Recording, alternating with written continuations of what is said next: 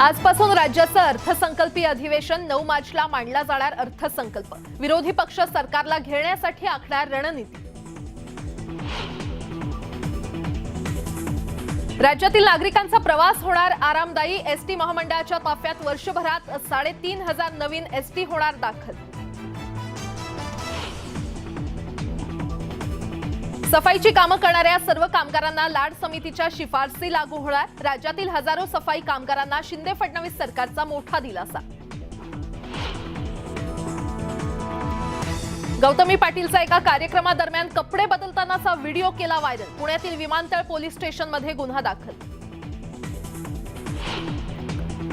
धर्मावर संकट येईल तेव्हा पक्षनेते बाजूला राहू द्या, मनगटाला मनगट लावून एकत्र लढा। जळगाव इथे इंदुरीकर महाराजांचं कीर्तनातून आवाहन।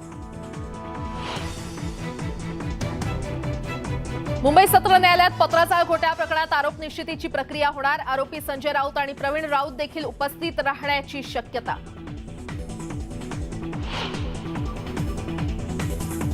आज मराठी भाषा गौरव दिन। जागतिक मराठी भाषा दिवसानिमित्तानं राज्यभरात विविध कार्यक्रमांचं आयोजन।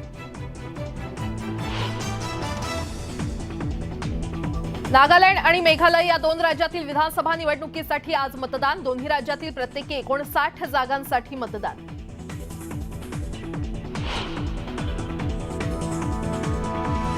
दिल्लीचे उपमुख्यमंत्री मनीष सिसोदिया यांना दारू घोटाळा प्रकरणी सीबीआयनं केली अटक। आप आज दिल्लीतील भाजप मुख्यालयाबाहेर करणार निदर्शनं।